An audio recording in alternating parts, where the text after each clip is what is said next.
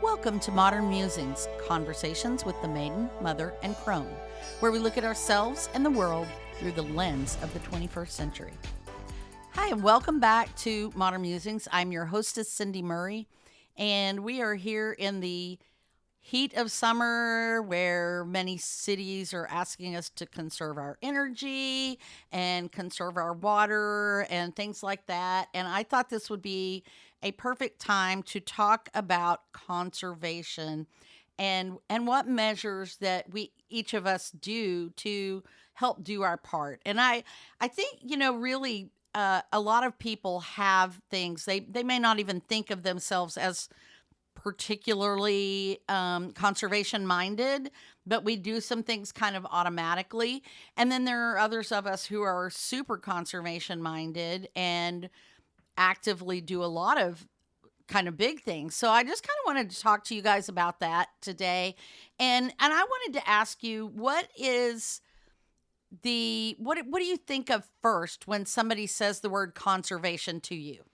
Oh gosh, I think of like and this is this is showing my age and stuff, like just like the environmentalists, like protesting and really like getting out there and trying to change things, and like people chaining themselves to exactly to a that's bulldozers what, or a tree that's what or, I think of.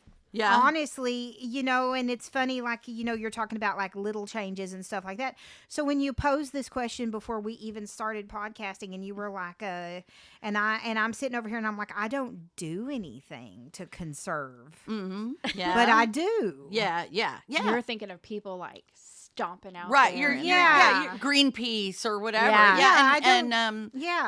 And that's why I followed this with what's your one little thing. And of course, obviously we can have more than one, but little things that we can all do that are easy and painless.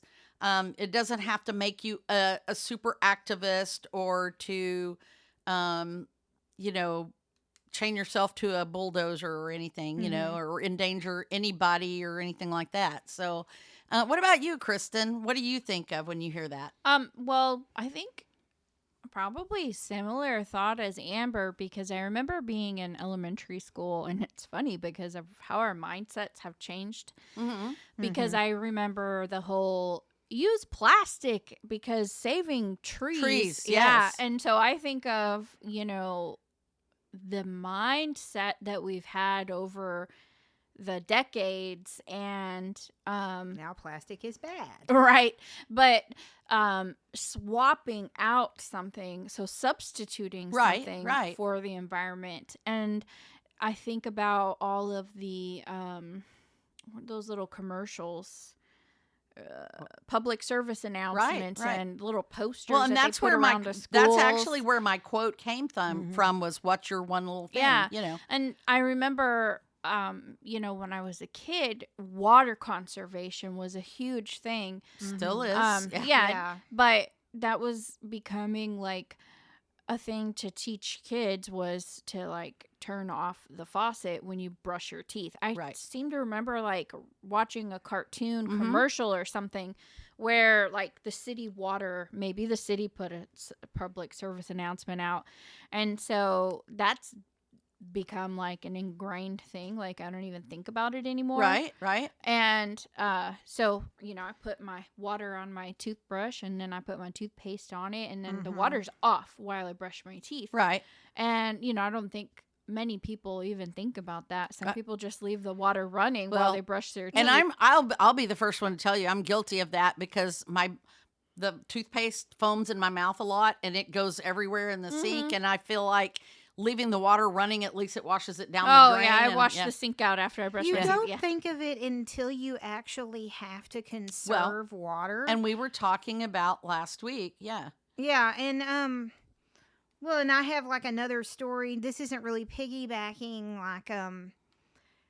like my hometown and like the, AI, like water usage and stuff. Right. This was years ago, back when Texas was having like really bad droughts. Mm-hmm. And it's either all or nothing in my hometown area.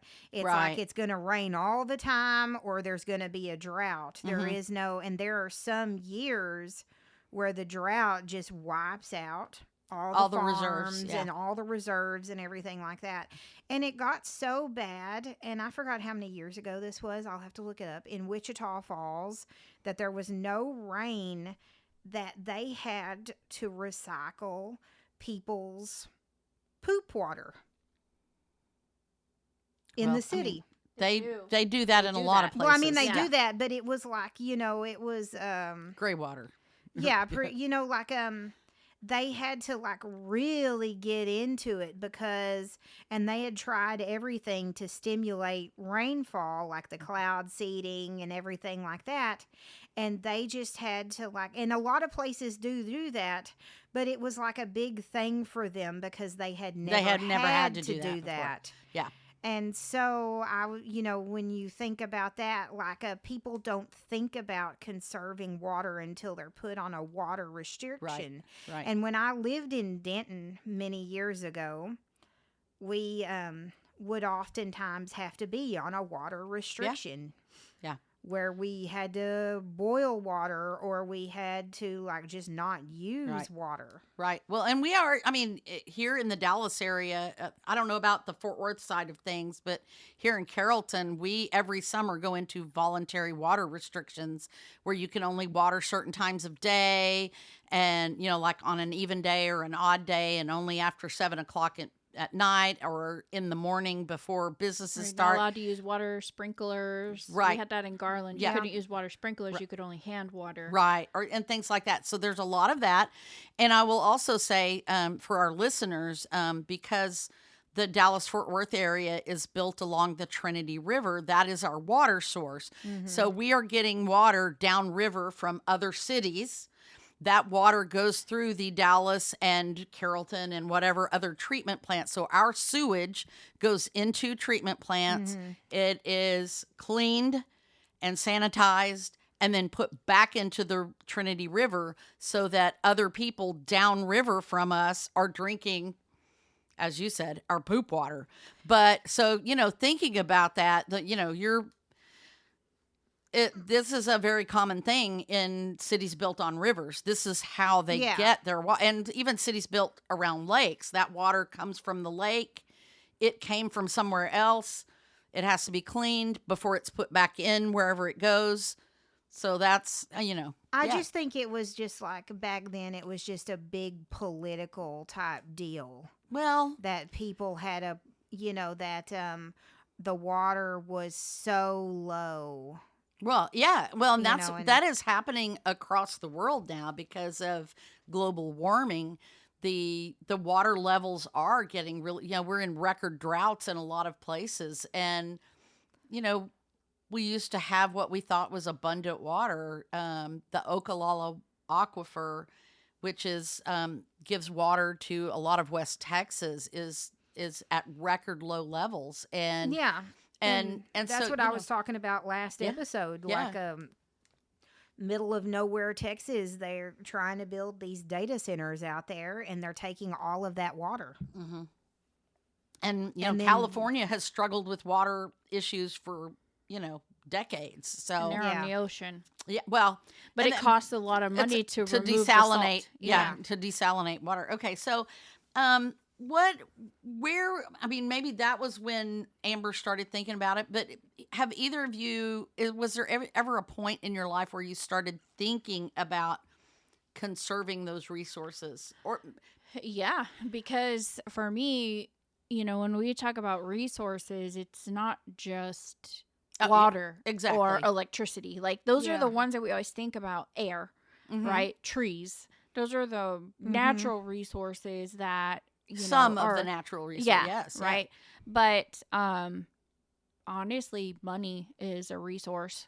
Right. Yeah. And that was when I realized I need to make conservation efforts with money, which actually ended up me realizing, wow, what a waste. You know, we make a lot of waste.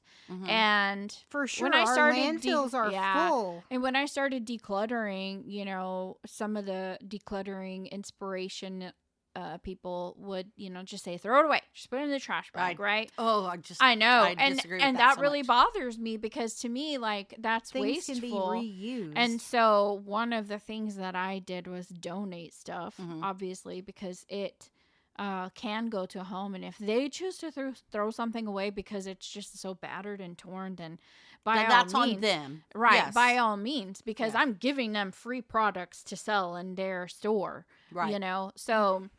Unfortunately, most of Goodwill is not the best company to back. I never said I well, I know.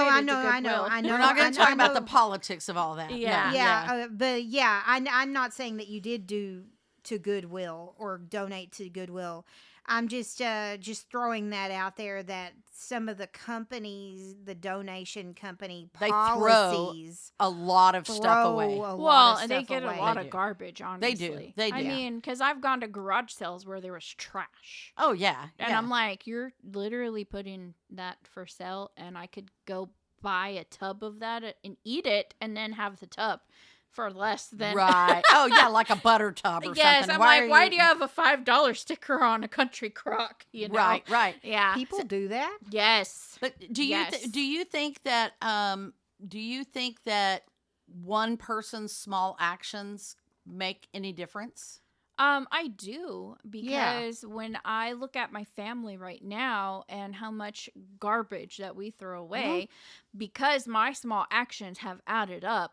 Over time, they have not just become small actions, but they have become what my dad always said was stewardship. Yes. I feel like I am making less waste. Well, yes. Because we have 2 garbage bags, 2 bags of garbage a week, and sometimes only 1. Like, we don't even have to take out the garbage.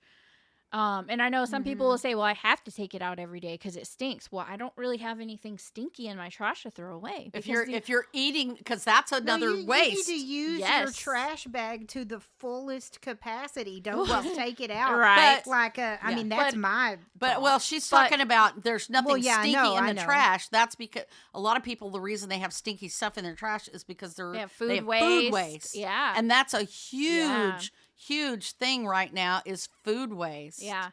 I mean, yes, I totally agree. That's why I shop once every couple of days instead of buying stuff ahead of time goes wasted that goes bad. And we freeze a lot. I make I cook once and eat twice and then freeze the rest so that when I'm here on a day by myself, I'm not going and buying more products to eat or whatever. Right. I am eating something that's been in my freezer, which is, I did that just last night. I had some chicken spaghetti left over from March that's been in my freezer, and that was what I ate for dinner. And so it was good. It was very good. and that way none of that whole casserole, none of it went in the trash. That is what I was talking about, conservation financially, because I think it was probably started with eating out and thinking about how much money was being wasted on eating out. You're asking where my journey started. Right. It was looking at me spending money on something that was only giving me one use. Or one use.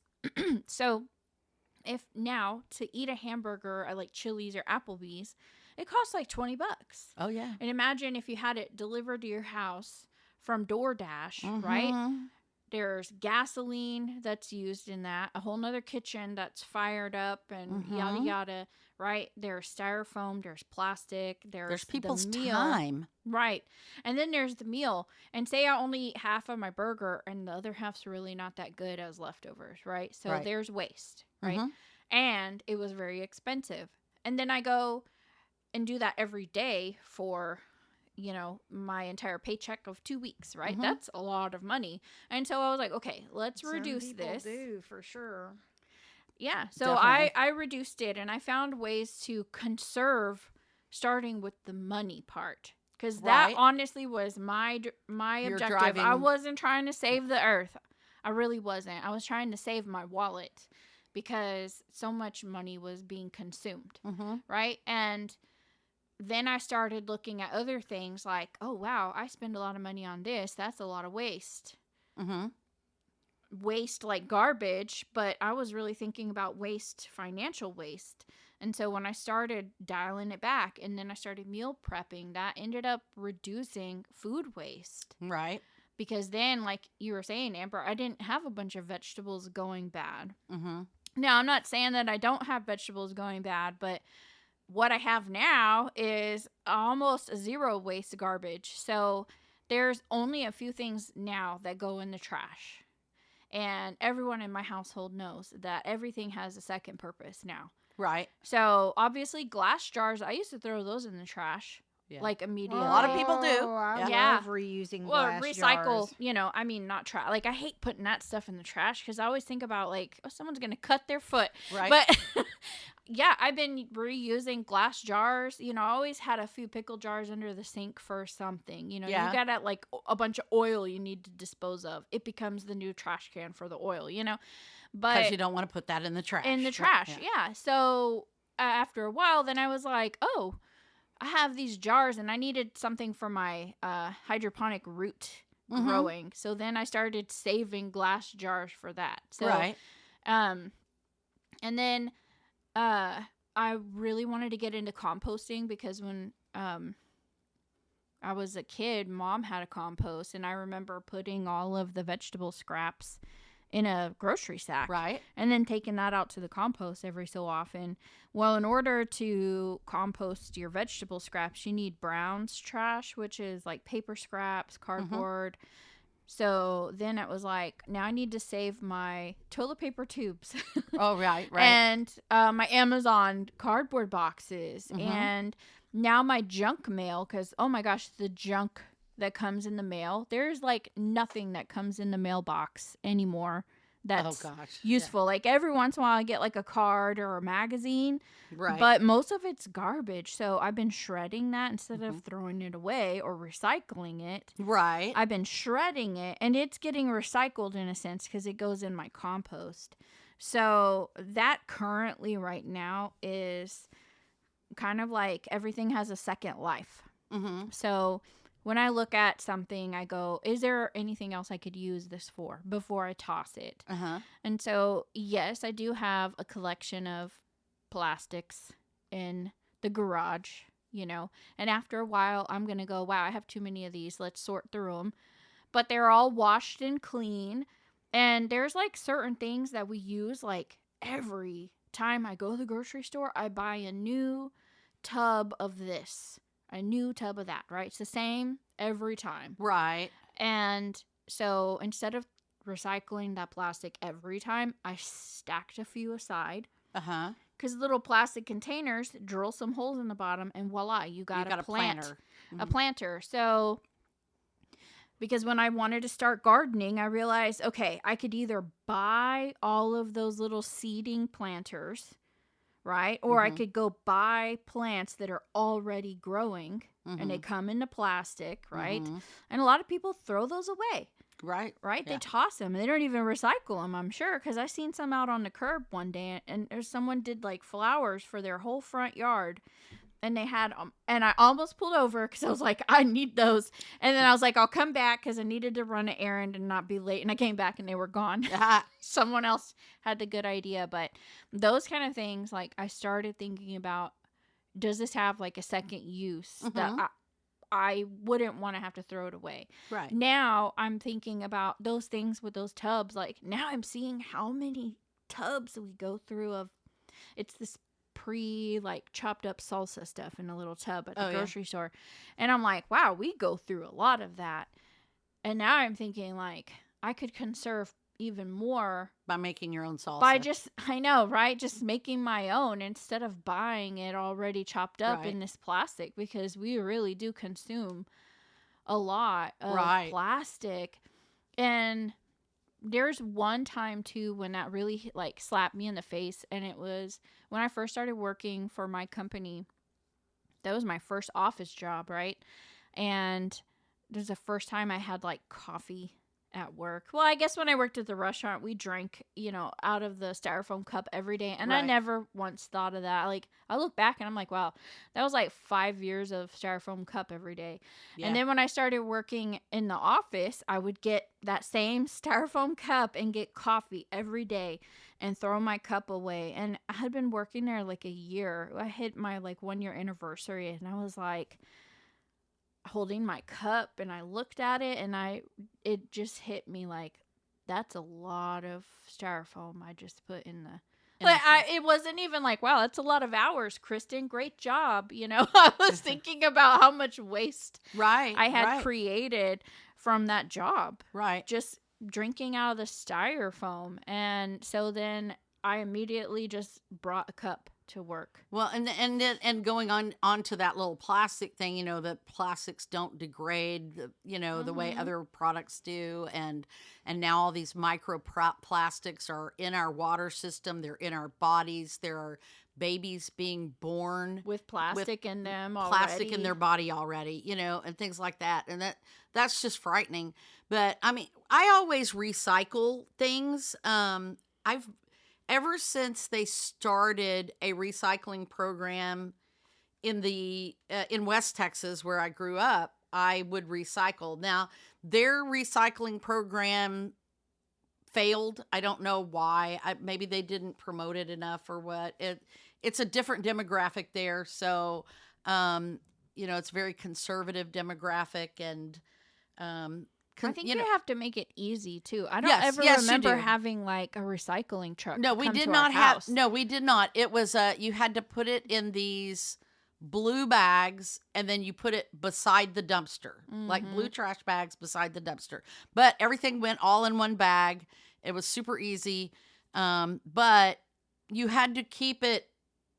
You had to have somewhere to store it until trash day. Yeah. You couldn't just put it out there, or whatever.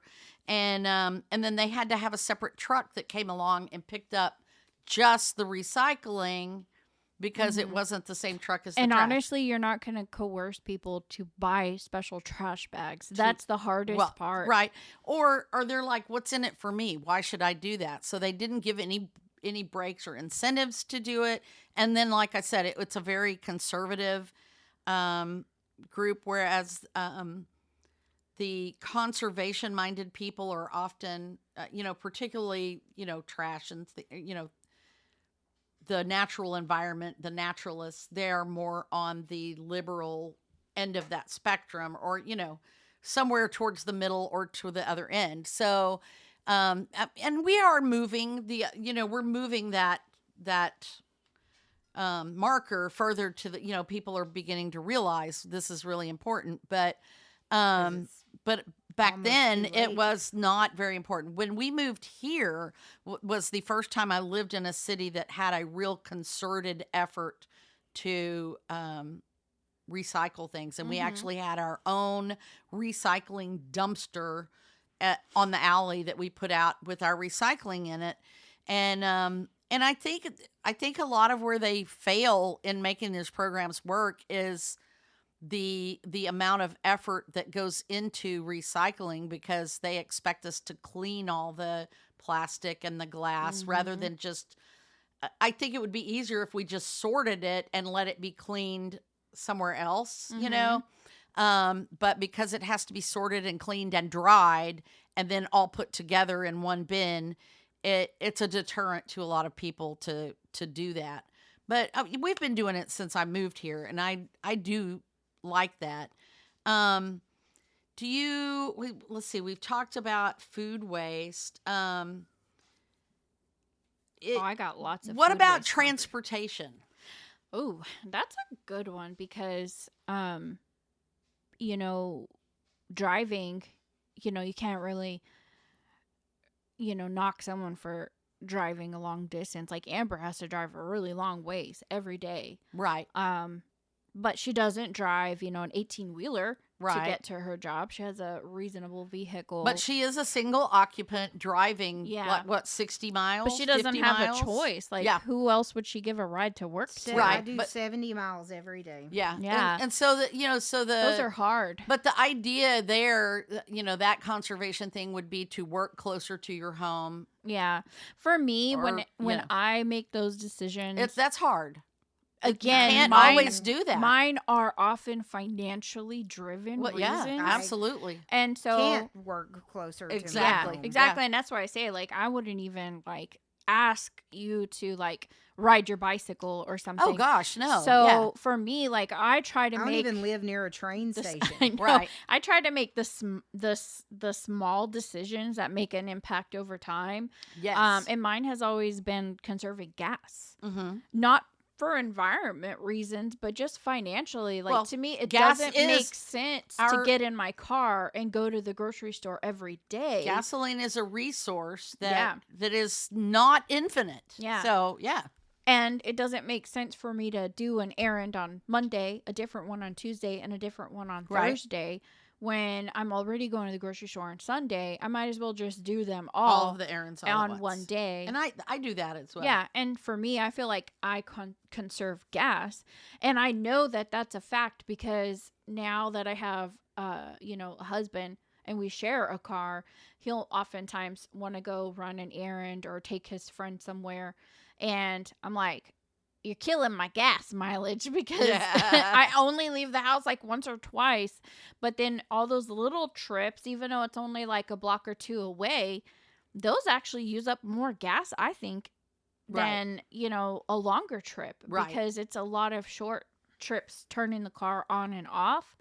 And so those little things, I think about those things as conservation, because I'm thinking about how I can make something stretch. Yeah. And I know that's what it is. That's the whole point, is making that resource last longer or stretch further over Mhm. time. Like when Right. we talk about Right. water conservation, when we're talking about not using plastic, we're not conserving the plastic. We're conserving something else, Yeah. which Our is the landfill. The landfills, Exactly. the water, keeping it out of our bodies. Yeah. And so, finding what it is that you're wanting to conserve, what is it you're trying to make stretch or Mhm. have more of, or afraid that we're going to lose. When Amber was talking about protesting, I was thinking of wildlife conservation. Right. And to me, that's really important because, the deforestation. Deforestation? Yes. Deforestation. One or the yes. other. Yeah. So when you push the animals into a smaller area, it changes the apex predator. It changes yes. their ability to Find food. find food and homes because, maybe some animals can't be like blue jays. They really don't like sharing space. Right. And when you push all the blue jays into only a certain area, you're going to put them at risk. And Mhm. that's happened with other animals like the wolves. Right. We have, conservation, like butterfly conservatories. I think those are so cool. Like, Mm-hmm. and one of the things that people are really talking about right now are the bees. Right. And that's something I'm super interested in. Do you want to know something that you can do at home? And I took a little mini class on this last summer when is native gardening. Yes. Yes. Xeriscaping. Yes. Yes. And because the bees and the butterflies, they need that because we've taken away the native gardens. We kill the flowers wildlife, and yeah. the wildlife that they need. Right. And there's actually, the funny thing is there's like different types of bees. We always think about like honeybees, but mason bees, they don't produce honey, but they pollinate. Mm-hmm. And they're really important to like our ecosystem. And I was reading about those. You can easily make a mason bee hive if you have the pollinators, and they're native to this area too. I checked, and I was reading about getting bees because I'm trying to start a little garden, And bees, and I've always been interested in having bees, but I don't want to have bees and not have something for them to enjoy, some flowers. Right, You know, you kind of have to have like what they need. And did you know they need water too? Yeah. So you can make like a little bee watering station or a bug insect watering station. And I thought that was kind of cool way to conserve the bees. Right. In a sense. And conserve the nature. So I was thinking about planting like some of the native wildflowers and things that they like. So that's, I think, one of my next adventures that I want to take in thinking about conservation. And it actually stemmed from financial, because I was buying honey and that stuff is so expensive when you consume it, right? You know, in large quantities. Like, oh my gosh, you gotta buy another $20 jug of honey for but it takes a lot of bees to make that honey. It really does. Yeah, and it takes a lot of honey to make a lot of wheat bread. So you know, I was like, it would be cool if I had my own honeybees. And then I went down a beehive hole. So but anyways, that was one of the things I was thinking about conservation wise. And one of the other things that has really kind of been like a message running around in my head is, you know, using what I have. Right. You know, being a crafter it's a very consuming, yes, it is, yes, hobby, because everything that you do in it is like using stuff, right? Like the supplies, you know, it's not just paint and canvas, right? And so I've been focusing on trying to use what I already have instead of buying new things, and I've done really well. I've only bought craft supplies this year once. Oh, that's good. Which I'm like really surprised at. I mean, I did take trips to Lowe's, but that wasn't for craft supplies. So. But I bought like some stationery and glue and stuff at Daiso. So I treated myself. But other than that, like I haven't bought any paper or scrapbooking supplies. I've been really just trying to make myself use what I have, because I literally have paper that's like uncut paper that I've owned for like 20 years. Oh yeah, me too. And so I was like, okay, I need to use it or lose it. So if you ever want to get rid I of have, it, and I did. I decluttered so much stuff, you know, it can go, that I donated to Amber and her school. And then I continued to like pare down my stuff and utilize what I have. And then I recently have discovered these like art journals, which is using a lot of scraps. And I rediscovered one of the hobbies that I had as a kid, which was making paper beads. And I was like, I have so much paper scraps that I can make beads. So I started making paper beads again. I hadn't touched that hobby in months or years, I mean. And so I started making paper beads again. And then one of the other things that I found was really fun was making paper ribbon. And Mom had decluttered some of my old childhood stuff. And, you know, discovering those things again, there was like some books and that I thought were long gone. So of course when I saw them again, I was like, why, yes, I would love all of these children's books that my kid was too old to read. And I had clearly marked all in them with my markers and stuff, so they really weren't even worth donating. I knew if I was donated those, they would have tossed them because they were old and falling apart. But I didn't want to toss them. So, like, one of the books that I loved as a kid was That Mouse Must Go. And it's, like, a really big book. And it had really beautiful, like, illustrations in it. Like, wood block style engraved illustrations. And so I was like, you know what? I think I'm going to use this for something crafty. And I deconstructed the book last week. And one of the pages had marker all over it. I was really sad because it was really pretty. It had like a rainbow and some trees on it. And I was like, man, this is like so pretty. But I had marker all over it. And I was like, I really want to still use it. So I took the page out and I started thinking about it. And I was like, you know, I'm just going to go for it. And I cut it into 1-inch strips. Uh-huh. And then I took a book that I was going to donate. I had a duplicate V.C. Andrews book. Oh, yeah. And I was like, there's so many of these. Like, every time I go to There's the always bookstore, one at the there's like a million the copies drugstore. of the second book in the series because everybody read it and they donated it. And there's like the second book is everywhere. Yeah. And it was one that Amber had given me. So I was like, it's kind of special, but so I didn't want to get rid of it. So I don't remember which one I kept on the shelf. And then the other one became scrap paper for crafting. Uh-huh. And so I tore some of the pages out in that and I turned it into this ribbon. So I may have to share that on on the blog. That would be good. Because I put a felt picture like on there. everything got a second life. Mm-hmm. And when I look at it, I know what it is. Mm-hmm. It has actually like dual meaning for me. Right. It has multiple meanings because it was a childhood book. It's a gift from Amber. It's me spending creative time. It's me not throwing things in the landfill. It has lots of meanings to me. So, and then I can use it over and over and over again because funny thing is one page of that book made this ribbon that's probably like 2 yards long. Right. Or whatever. I don't know. Because it was a really tall book. And then like you've been doing these junk journals. I've been doing junk journals with these leftover, reusing old paper, invoices, receipts, all kinds of things like that to create these junk journals. Yeah.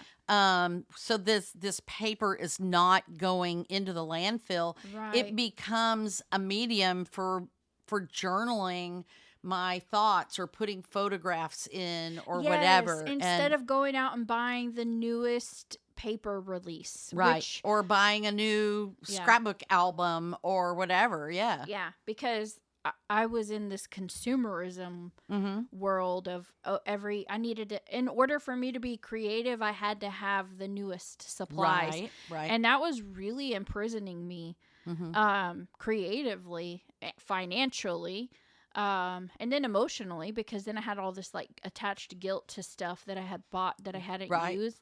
And so now being able to like get out of that personal little prison I put myself in. Right. And I wasn't even really thinking about like all of those things when you were talking about, doing this podcast topic. But when I started thinking about everything day to day, like I can't even get them all on one finger, Right. I don't even throw the heels on my bread away anymore because I got this. Remember I used to hate bread pudding? Yeah. Well, I made bread pudding and it's so good. Yeah. And now I'm like, I'm never going to look at the heel of the bread ever again the same way. Yeah. Because I just made a dessert that everyone in my family was like, yum. Right. When are you going to make that again? And I'm like, I need some more heels. Yeah. Eat more bread. Yeah. Oh, man, my grandma did that all the time. She saved every bread. Yes. My aunt used to say, waste not, want not, and beggars can't be choosers. Yeah. And those two things have like stuck in my head so long that, I'm like, okay, I'm going to rule my house that way. Like, everything has a second life, second purpose. That goes into and it kind of goes with the craft thing too. I know this woman who, she sometimes joins us on our Zoom crafty days, but she goes to thrift stores and she buys adult clothing or tablecloths or sheets or whatever she finds. And she comes home and makes clothes for her children, custom pieces of clothing for her children out of the material from these other clothing. And they are gorgeous. And so, and that's what people used to do. When a child outgrew an outfit, they would pass it down or if a man tore a hole in his shirt, they would take the shirt apart, use that fabric to make an outfit for the kids or whatever. And that's what people used to do. Now we have this fast fashion where we run to Walmart or Ross or wherever, Kohl's, and we buy whatever the latest cheap crap thing that came from China and we wear it and, and then a seam breaks and we throw it away. Yeah. When you get that hole in the armpit. Yeah. And they just throw it away. And, it's the manufacturing is cheap, the waste, the energy used to create it, the shipping it from China to get it here, and then you wear it for this very short little time, and it just goes in the trash and fills up the landfill. And we live in this area here where when we first moved here, you could drive down the road and you knew the landfill was there, but you could not see it from the road because there was a high brick fence. And now you can see it. From miles and miles away. And it's so bad. They call it Mount Louisville because that's the city it's in. I learned this in college, and this was like 20 something years ago. It was the only geologically active landfill in the United States 20 years ago. Yeah. That landfill that you're talking about. And weather parts, it changes the weather patterns. It's so tall that the weather goes around it and stuff. And, and that affects everything too, because the rainfall doesn't fall evenly across the area and things, everything is affected by this one little thing of, and that's why I say, it's all about one little thing. And very few of us only do one little thing, but we all do multiple little things. And those multiple little things add up and make a huge difference. And, I quit putting as much, we have hardly any trash. We're like you. The only trash that goes out in the trash can is food waste and paper products that have been contaminated. They've gotten wet or they've been contaminated by food because those cannot be recycled. So, like pizza boxes and wet paper towels and things like that. But we try to use less paper towels, use things that we can wash. I have I have a front loading washer that's more, uses less water than a top loader. Things like that. I put bigger loads, less soap, things like that. But, it's just, those one little things. Are there any things that you have done that you've started doing that had a trickle down effect on other people? Like someone else started doing it because you did? Oh, well, I would say, Scott is definitely influenced by when you were talking about political people's opinions about recycling. He's definitely, he's a Republican, and he could not care any more about recycling than anything. Right. It wasn't important to him, but he also lived in condo living where they didn't have recycling. Right. And when you do that for 20 years, then suddenly you don't recycle. And I remember when I lived in an apartment complex, I was kind of disappointed that they didn't provide that service. Because the garbage would be so full. And I was like, we wouldn't have this massive pile of garbage if you would recycle, And then we moved to a place that did, and it was suddenly the trash problem at the apartment complex was solved. Right.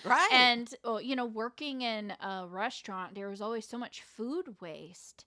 And, he's worked in restaurant too, and he did not like the food waste. That was one thing he did not tolerate, was food waste. And it's funny because that's something that, obviously I would say we're passionate about it, but it's something that we strive for, is to have zero waste kitchen. Right. And that's where we spend a lot of our time together, is in the kitchen, whether we're cooking or cleaning or inventing recipes.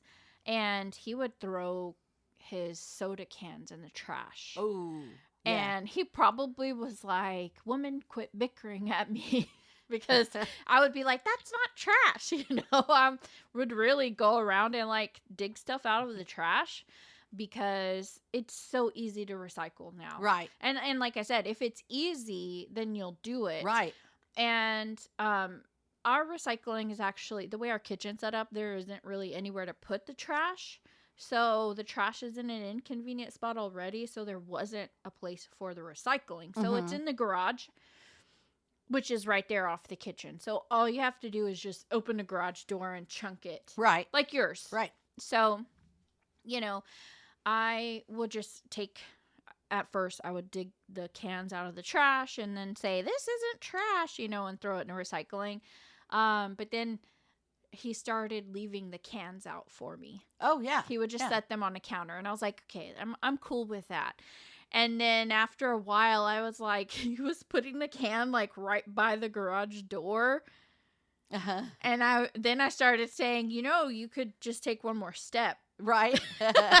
and now he just actively takes stuff, the cans, but he also now looks at stuff and says, a little differently. Yeah. Yeah, he thinks like, oh, I bet Kristen could use this for something. So, I mean, he's not thinking about the world, but he's thinking about, at least their things having second use, potential. Yeah. And he brought me something the other day, and he goes, here's some paper scraps for the compost. Oh, and then I saw him saving the cardboard tube from the paper towels. Mm-hmm. So it's like, and he put it right where he puts the can. Right.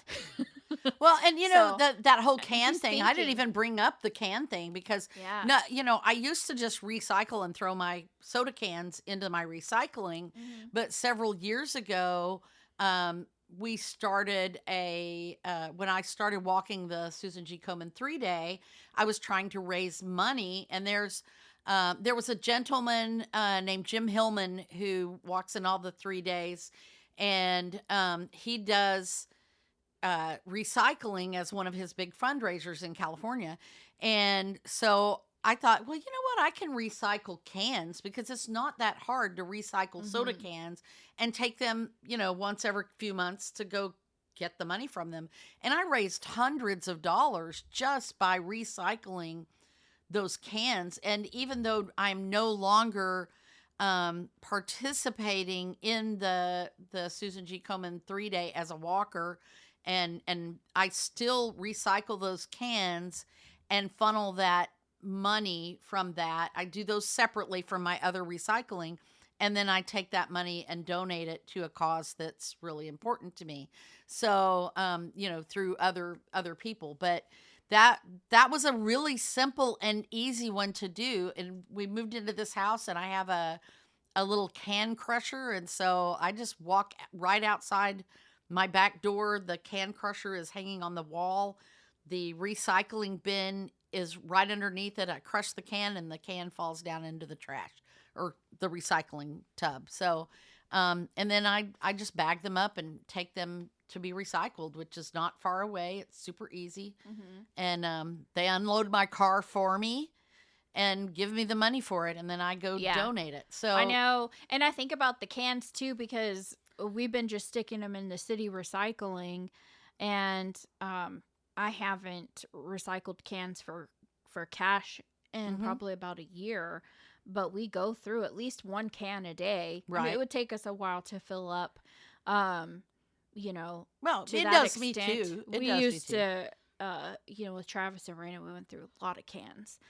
But yeah, I mean, and that, when you think about it too, like, you had people donating cans, so you were also touching on other people. I was getting other people to bring me their cans as well. And who might not have been recycling too. Right. Because who knows? They may have been throwing them in the trash. Who knows? Yeah. So, but yeah, it was a really easy thing to do. And I'm really glad that I do it, even though, like I said, I don't walk that event anymore. But there is actually like a shortage of aluminum in the country because so much of the aluminum has wound up in the landfills. And so at times it's like there's an actual real shortage of aluminum to make new cans. Yeah. So it's good to recycle. Well, I'm really excited. I started composting like a month ago. Or maybe just a little over a month. Well, and I will say I started collecting the stuff for the composting a little bit earlier than that, because I wasn't sure like what I was going to put my compost in, but I started saving my scraps. Right. And so I was using like a gallon bag or a 2-gallon bag for a while, and I was saving eggshells. And Scott had actually started saving eggshells for other things because you can use it to water your plants and stuff. And so I had eggshells, coffee grounds, and then I started going through the food scraps because I was saving like the carrot peels, onions, and celery for soup stock.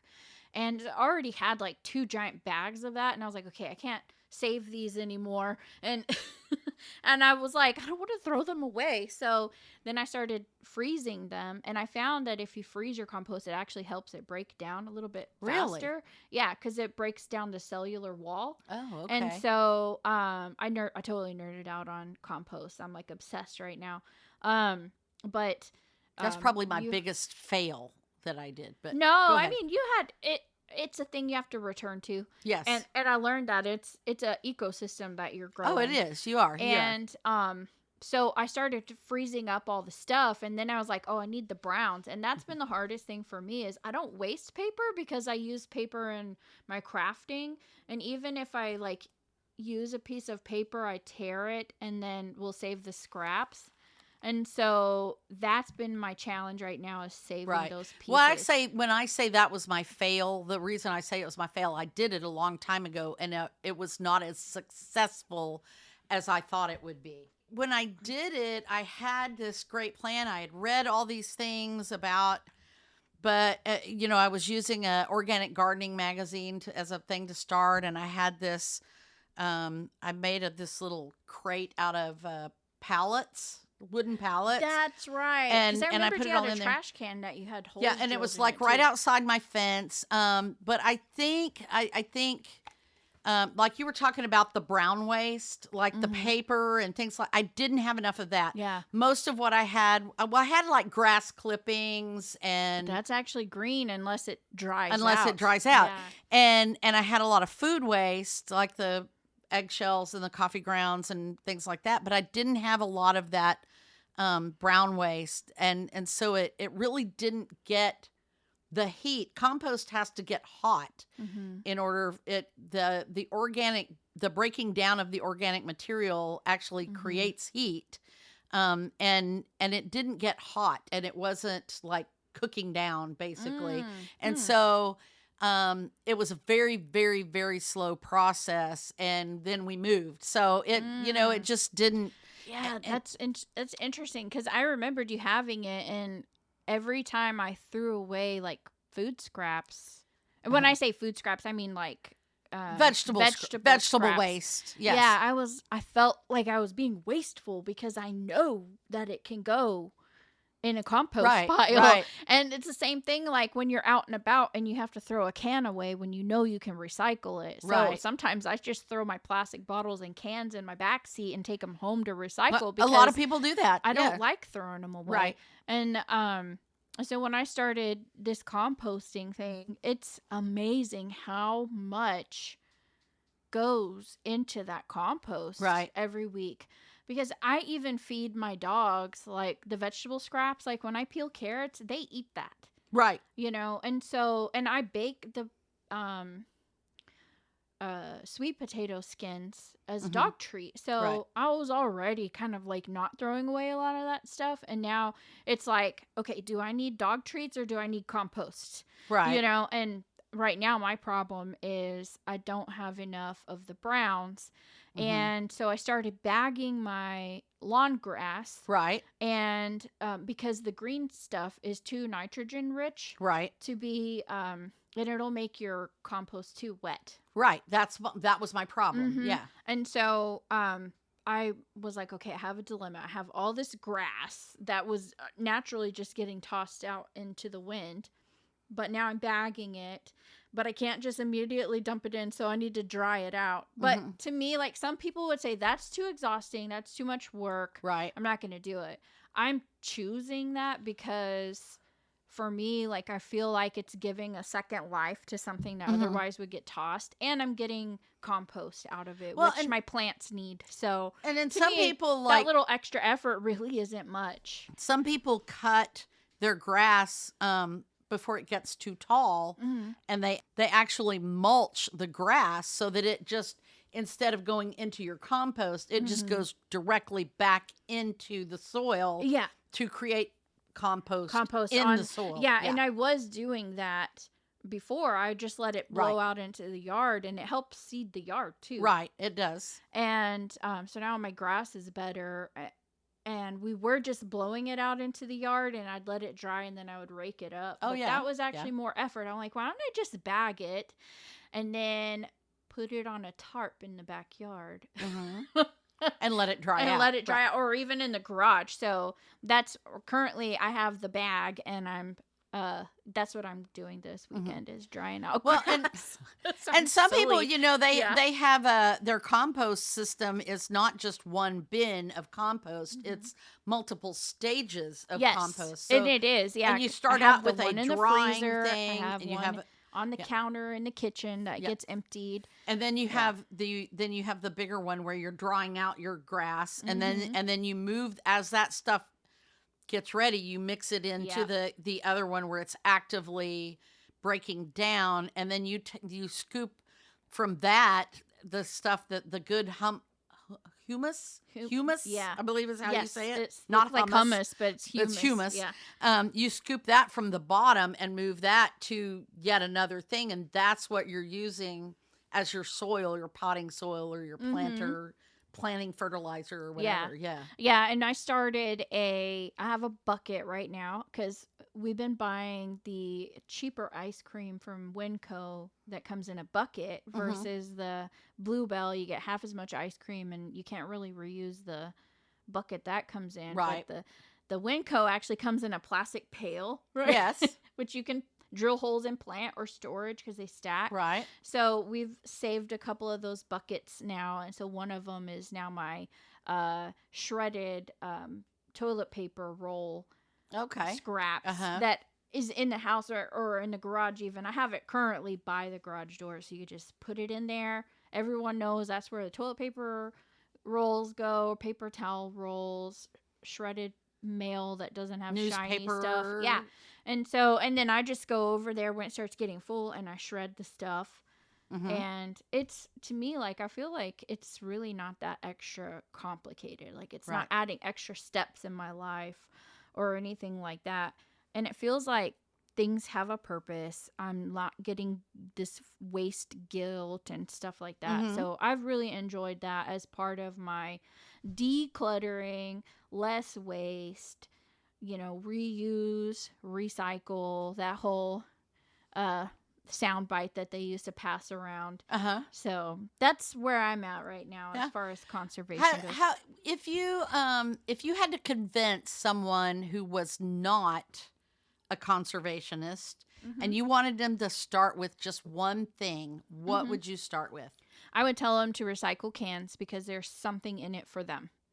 Yeah. They could recycle the cans and get money from it, or they could recycle the cans and give them to somebody that has, money. Or I would tell them, don't throw that in the trash, put it in the donation. Right. Those, because, maybe there's nothing in it for them in that, but you are seeing that go to something else of good use. Okay. What about you, Amber? I'd say the same thing. That's how I started recycling. Yeah. Okay. What's one new thing you'd like to start doing this year that you haven't yet? That's tough because I've started a lot of new things this year.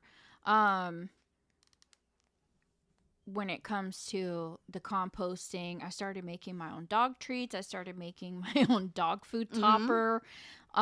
We started jarring our own chicken broth too. But one of the things that we were doing was just making the chicken broth and then having it in the fridge. And then there was actually about a couple weeks ago where we had a surplus, and I was like, they all have to go. I don't know when you made that chicken broth, but it's older than 7 days. It needs to be thrown away. And we ended up having to toss out a bunch of chicken broth because there wasn't like an order of when they arrived in our fridge. Okay. And so I was like, The thing about it being jarred like that is because it was like pressure sealed, but it wasn't fully canned properly. Right. You can't tell. Because I kept thinking, oh, you'll smell it if it's bad. 'cause No, it's chicken. not always. Yeah. Yeah. And then I was like, you know what? Maybe we should actually start thinking about preserving it longer. Mm-hmm. And it's funny because it's just chicken water. It's like normally something people would throw in the trash. But because we found so many uses for it, Right. I haven't bought chicken bouillon in over a year. Right. I have not bought Swanson canned chicken broth in forever. So I know I'm saving money there. And I'm reusing the water that my chicken, I'm conserving water too. And I'm using glass mason jars too. But the only difference is that we're reusing the same mason jar lid, like the sealing lid. And from what I understand is you don't reuse those when you're canning. No, you throw You those got to away. get a new one. So, and we haven't been recycling those. We just reuse them. Right. But we don't officially can anything. Right. And so this year I would say that would probably be the next step because we haven't actually canning canned. Yeah. Like we did some boiling canning on the stove, but that was like just with a regular pot. It felt like it took like 2 hours for it to come to a boil. Yeah. Because I have a glass stove. Right. And that's really hard. I've tried to can on my I glass was stove, not and it's impressed really hard. at all. Yeah. And so I got a pressure canner for Christmas for my brother, and I have not used it yet. And so I think that's what we want to do. Yeah. Is start actually canning our chicken broth. Okay. Yeah. What about you, Amber? Anything that you would like to start doing this year, conservation-wise, that you have not done yet? That's hard because we also do a lot of the things that Kristen and Scott do as far as like saving like the peelings and stuff like that. Like I don't make dog treats per se, but like my animals do like eat like especially the things that they can eat. Right. And stuff like that. And I don't really garden, so I don't do I used to do composting. But that was years ago. I don't really like garden or things like that because I don't really have time to like really spend on it. And and I know Kristen was talking about like time, how she makes time and stuff like that. And eventually like when I make time, I do recycle a lot of craft materials like Kristen does. Yeah. Everything that I don't use at my house. I don't take a lot of trips to Goodwill unless like I have to or any other places. I actually donate to a place called House of Hope. I don't really donate to Goodwill unless House of Hope is not taking like a certain thing. But I reuse like all of the paper scraps and anything that I don't use in my own like crafting and junk journaling goes to my classroom. If I have old games, things that that people would normally donate or something like that, old books, they all go to my classroom. And then I've also been, reusing old books like Kristen does, especially with my blackout poetry that I like to do. Yeah. And with my junk journaling. So I do a lot of that. I think like we save like when we boil chicken and stuff like that, we save the broth and reuse it. We don't officially can because like I'm scared. I know that's a lot me. of people I'm so are scared. I think I'm very scared. But I don't like buy a lot of like because we boil a lot and we reuse the broth and stuff like that. And we make a lot of soup because that's one thing that doesn't make me sick is soup. So really like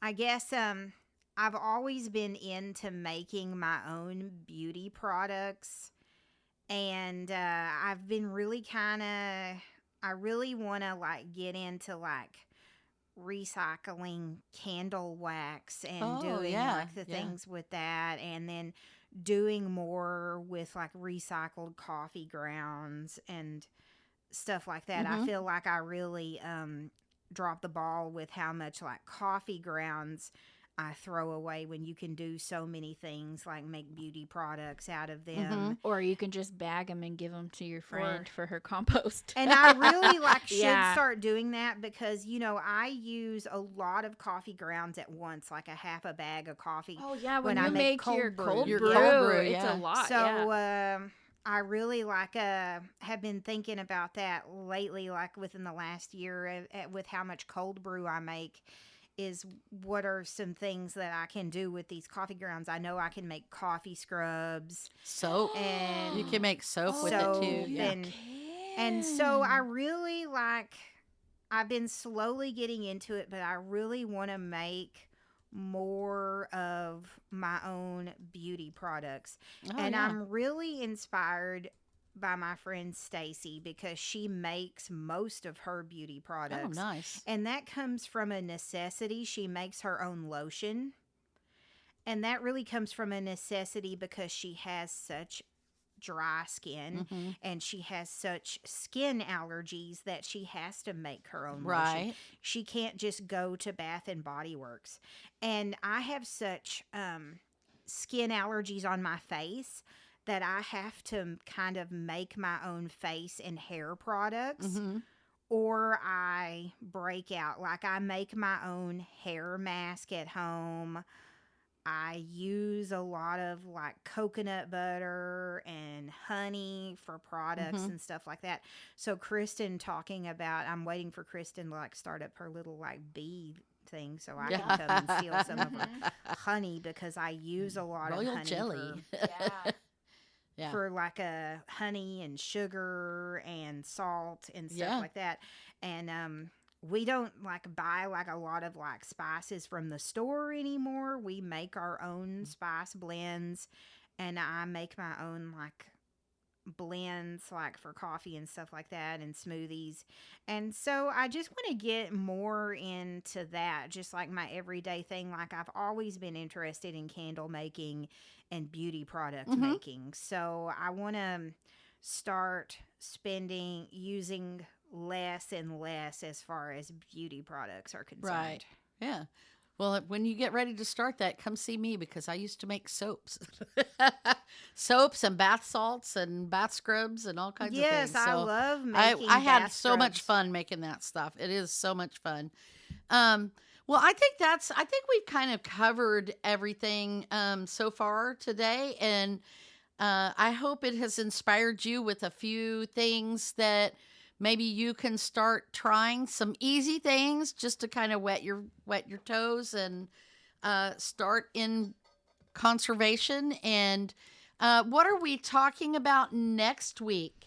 Next week, we are talking about expectations and how they set us up for disappointment. Oh boy, do they? Yeah. Yes, they do. Very much. Well, thanks for listening today. I hope you will come back and join us for another episode next week when we talk about expectations and how they set us up for disappointment.